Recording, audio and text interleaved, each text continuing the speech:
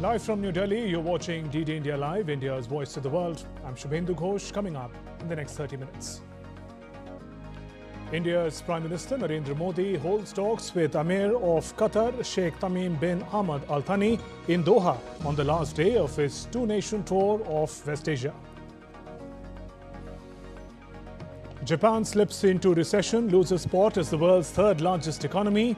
UK economy also plunges into recession. British Foreign Minister says nation's economy resilient. In Rajkot Test, India in a commanding position after Rohit and Jadeja slam dunk on day one of the third test against England.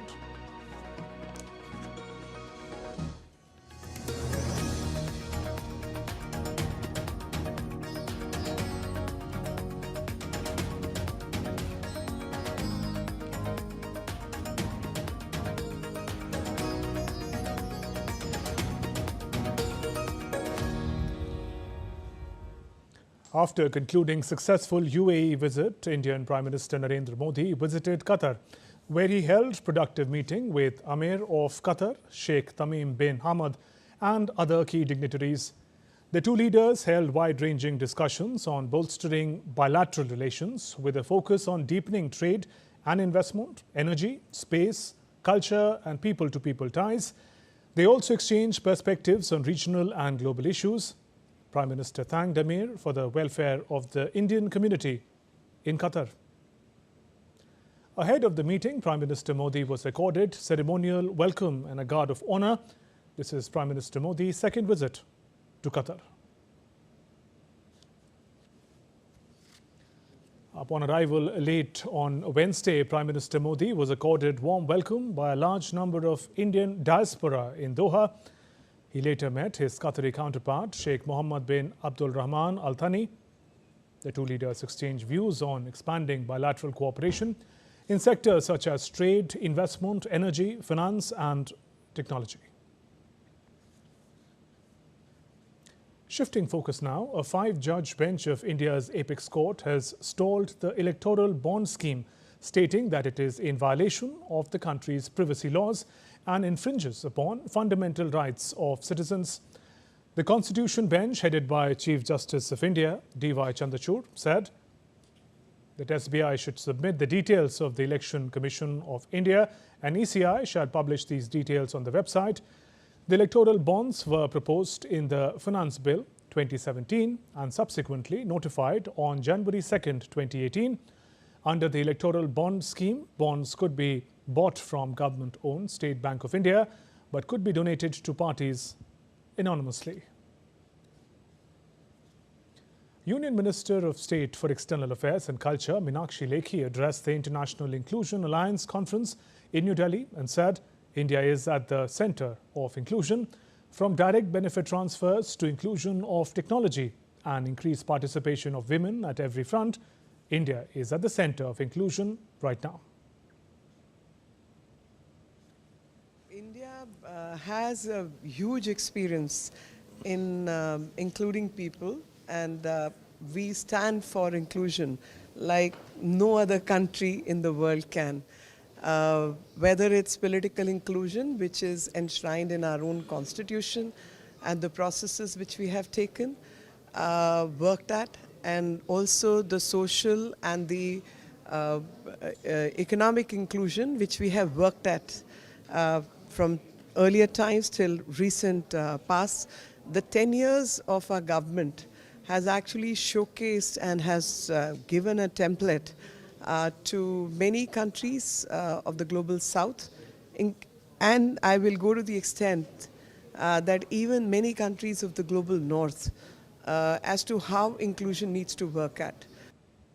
On the sidelines of the International Inclusion Alliance Conference, DD India's Deepika Mato had an exclusive conversation with Chilean delegation Nicolas Tota. Speaking on India's progress, the Chilean official hailed India's progress and said, right from infrastructure to technology, India is progressing at a fast pace.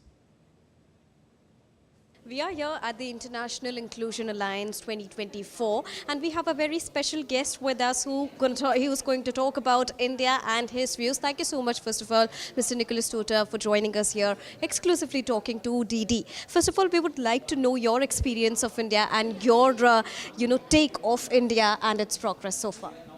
Thank you very much. For me, it's a pleasure of living here, and I've been here since a year, so I could been able to experience the growth of the country, how good you are doing, specifically in IT. And what are the potential benefits that you see in India? India is a very good partner for us. Of course, it's one of the priority countries of our nation.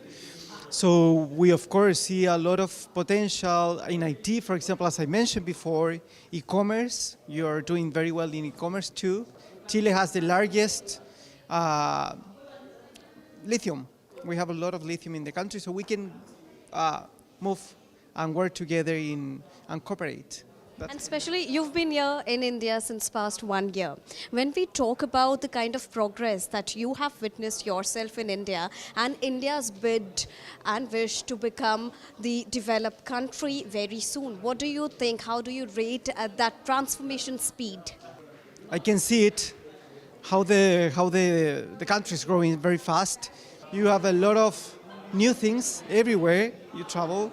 It's not the same way for example, if you travel the past year till today, you will find other things. That's a very good thing. So there you heard Mr. Tota talking about India's progress, India's economic prowess also, and how India is on the right track when we talk about progress and becoming a developed country very soon. With camera person Ajit, this is Deepika reporting for DD India. With the theme of evolving media ecosystem, innovative, immersive and sustainable broadcasting, Indian Minister for Information and Broadcasting Anurag Singh Thakur inaugurated the Broadcast Engineering Society Expo 2024 in New Delhi. The Chief Executive Officer of Prasar Bharati, India's public broadcaster, emphasized that despite media evolution and heightened competition, there is always room for good content. Here's more. The times are changing. We have much greater number of competing channels, whether it is radio, whether it is Doordarshan, or even the emerging technologies like streaming. So they are all competing for the attention of the audience. But at the same time, the requirement of good quality content always remains, and the fittest, the persons, the agencies which produce the best quality content, which is able to provide this education, entertainment and information, they are the ones who will take the biggest part of the cake. Prasar Bharati has its own stature in the industry. For the last 2 years running, Doordarshan and Akashvani have been ranked as among the top-rated media news brands in the country. And we will continue to build on this and also scale greater heights in the days to come. India's Vice President Jagmeet attended the 125th Founders' Day celebrations at Hindu College of University of Delhi in the national capital on Thursday. Vice President of India extended his heartfelt congratulations to the college administration and the esteemed alumni. He also gave awards for academic excellence to the students. Addressing the gathering, he expressed confidence in students' contribution to a developed India. With satisfaction, I can enjoy relish Amrit Kal, our rise, incremental, phenomenal, unstoppable. But more significant, which is important to Bharat and the world, I have optimism, hope, and full confidence in future of Viksit Bharat because of you. You will contribute to the growth of Viksit Bharat. India's permanent representative Ruchira Kamboj chaired the 62nd session of Commission of Social Development held from 5th to 14th February to discuss enhancing international cooperation on social development matters. According to an official statement, the session was held under the priority theme of fostering social development and social justice through social policies to accelerate progress on implementation of the 2030 Agenda for Sustainable Development and to achieve the overarching goal of poverty eradication. During her session, which culminated on Wednesday, Ambassador Kamboj emphasized the critical role of Commission in addressing global social challenges.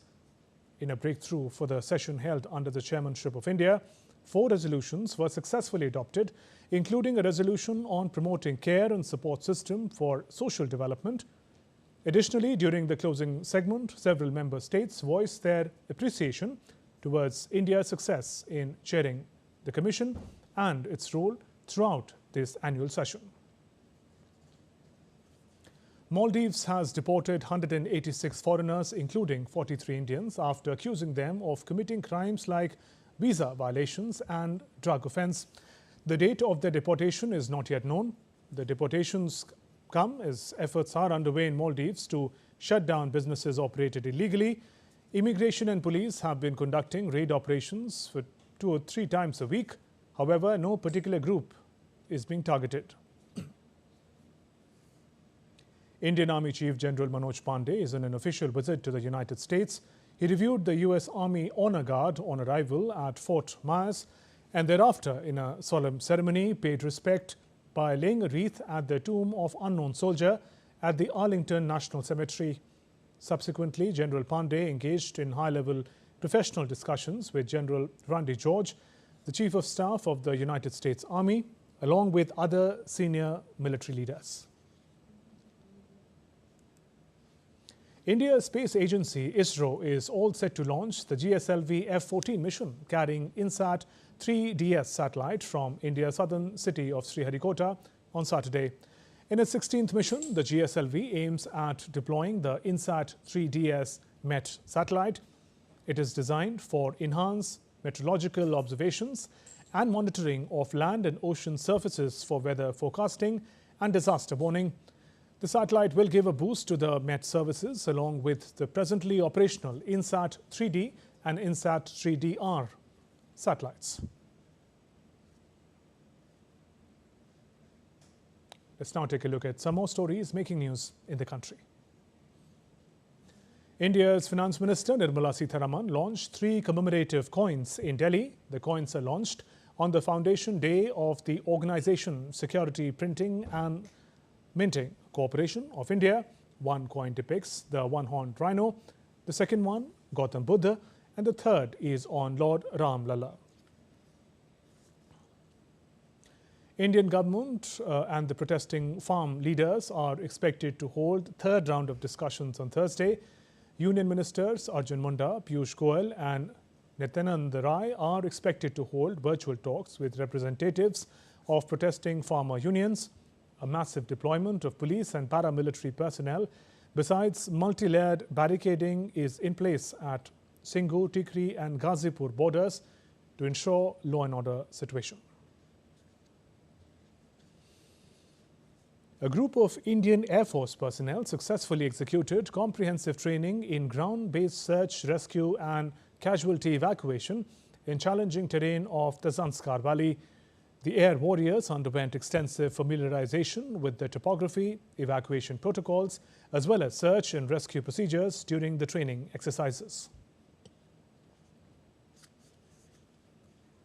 In a major display of international cooperation, warships from United States, Russia and Iran will join India in the upcoming Milan 2024 naval exercise. Preparations are in full swing for the event scheduled to take place from February 19th to 27th. This year, 51 countries will be part of the exercise in Visakhapatnam, with 15 of them contributing ships and 1 country sending an aircraft. Mother of Mughal Emperor Akbar, Hamida Banu Begum, is said to be a book collector. She also read and owned translated version of Ramayana, the ancient Hindu epic. Her Ramayana is one of the treasures of the Doha Museum of Islamic Art. Created in 1594, the manuscript is a Persian version of Ramayana and testifies to the rich cross-cultural encounters of medieval India. And we're heading for a short break, still to come on Lead India Live. NATO defense ministers meet in Brussels to discuss support for Ukraine. New York judge set to determine the trial date for first criminal case against Donald Trump. And Olympic gold winner 40 years ago, British ice skating duo relived their iconic Bolero performance on Wednesday.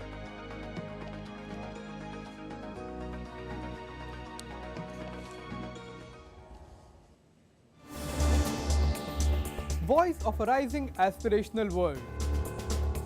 Stories of challenges, struggles and accomplishment. A world battling conflict, hunger and poverty. Embracing growth, development, science and technology. A voice of progress, a voice of unity. Watch Voice of the Global South with me, Akshay Dongre, only on DD India.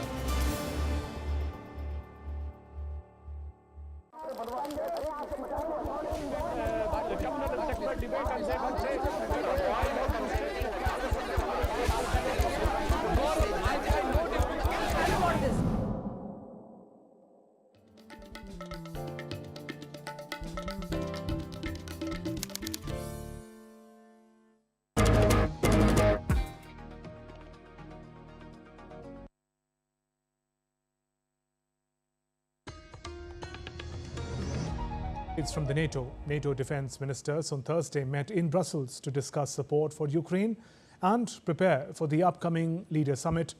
In his opening remarks, Secretary General Jens Stoltenberg said ministers would discuss industrial capacity and increase production of weapons and also ammunition. Ukrainian Defense Minister Rustem Umerov was due to join a separate session later on Monday. Today we will take forward the decisions taken at the Vilnius summit last July to further strengthen our deterrence and defense. With new plans, improved command and control, streamlined logistics and strengthened air and missile defense. We will address our defense industrial capacity.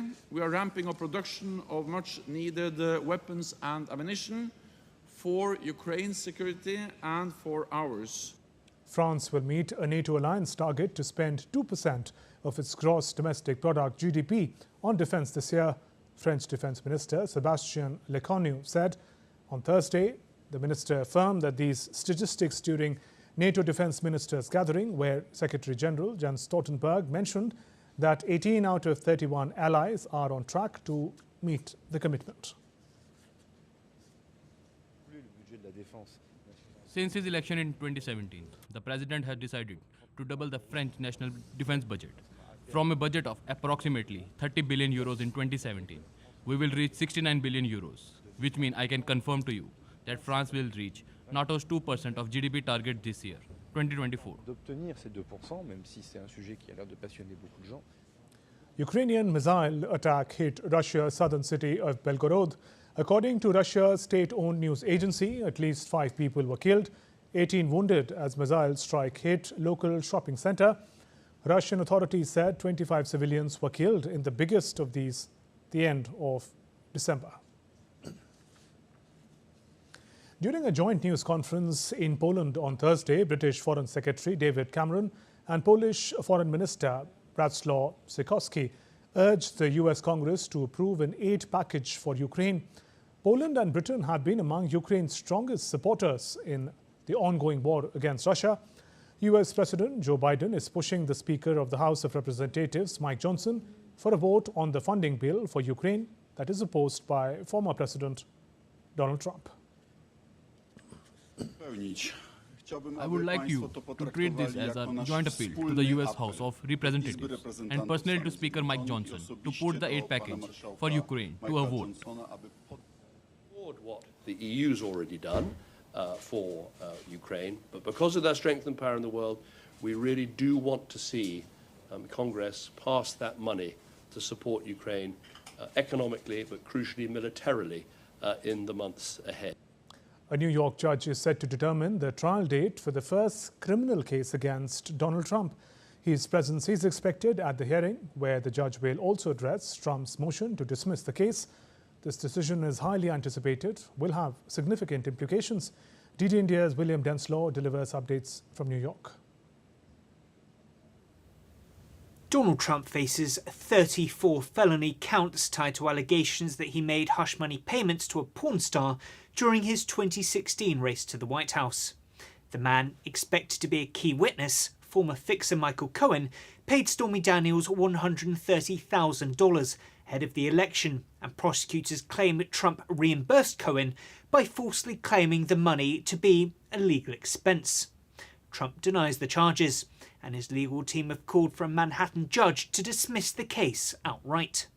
If he doesn't, Justice Juan Merchan is expected to decide when the case, currently bookmarked for March 25th, will go to trial. Meanwhile, on Thursday, a judge in the state of Georgia will hold a hearing relating to misconduct claims against a prosecutor in Trump's election interference case. District Attorney Fani Willis is accused of having an improper relationship with the special counsel in the case, whom she appointed. And on Friday, a separate Manhattan judge is expected to make a ruling in the civil case against Trump, who's accused of inflating the value of his assets for favourable lending terms. Judge Arthur Engoron has found Trump liable for fraud, and New York prosecutors are seeking around $370 million in penalties and to bar him from running a business in the state. The former president says these cases against him are a politically motivated witch hunt. William Denslow in New York reporting for DD India. United States Secretary of State Antony Blinken arrived in Albania on Thursday to reaffirm ties with the country, a crucial partner in the Balkans. Blinken will meet top officials of Albania to discuss regional stability, with a focus on bolstering relations and supporting Ukraine against Russian aggression.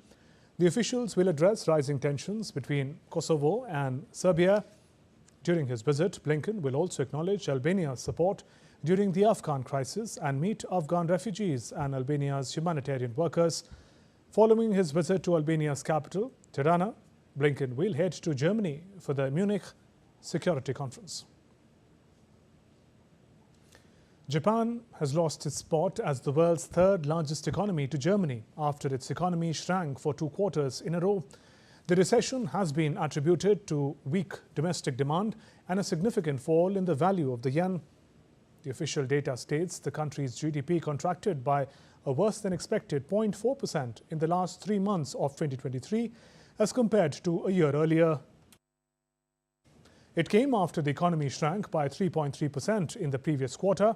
Some economists also believe that the next January-March GDP will also come out weak.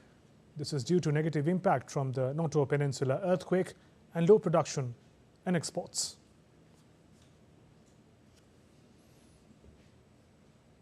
Another big economy that has plunged into recession is the United Kingdom. Britain's economy slipped into recession during the latter part of 2023. This comes as a challenge for Prime Minister Rishi Sunak as he aims to garner voter support ahead of an anticipated national election later in 2024. The country's gross domestic product contracted by a more severe than anticipated 0.3% in the final 3 months of the year, following a 0.1% shrinkage between July and September. Britain's economy has been experiencing stagnation for nearly 2 years, with Bank of England anticipating a slight improvement this year.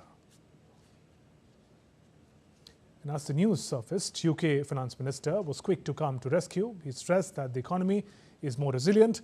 He said the growth rates were expected low as the UK government prioritised tackling inflation. We always expected growth to be weaker while we prioritise tackling inflation. That means higher interest rates. And that's the right thing to do because you can't have long-term healthy growth with high inflation. The underlying picture here is an economy that is more resilient than most people predicted. Inflation is coming down. Real wages have been going up now for 6 months. Let's now take a look at some more stories making news around the world. 3 people were held in custody on Thursday after a deadly mass shooting in Kansas City, Missouri. At least 1 person was killed and 21 others wounded by gunfire on Wednesday outside the city's landmark Union Station while celebrating Kansas City Chiefs' Super Bowl victory. Japan is set to launch its new flagship rocket, the H-3, for the second time on the 17th of February from the Tanegashima Space Center. Japan hopes to reignite the country's space ambitions after the rocket's failed inaugural flight in March last year, detailed the country's satellite and planetary exploration plans. Japan has found one of its newest species. The skeleton panda sea squirt in the island of Kumejima. The microscopic sea creature measures up to 2 centimeters, has a skeleton-like body structure with black spots that mimic a panda. Some news from sports now. In cricket, third test match between India and England at the western city of Rajkot. Skipper Rohit Sharma and Rohit and Jadeja slammed the magnificent tons to guide India to a commanding position on the first day of the third test against England in Rajkot. India were 326 runs for the loss of 5 wickets at the stumps. Sharma scored 131 runs, while Jadeja remained unbeaten on 110. There was no respite after Sharma's dismissal, as debutant Sarfaraz Khan notched up a brisk half-century to add to the tourist woes. For England, Mark Wood was at the bowling. It was work for England under a hot sun after the pitch had flattened out. British ice skating duo Torvill and Dean, who helped revolutionize their sport when they won the Olympic gold in Sarajevo 40 years ago, recently relived their iconic Bolero performance.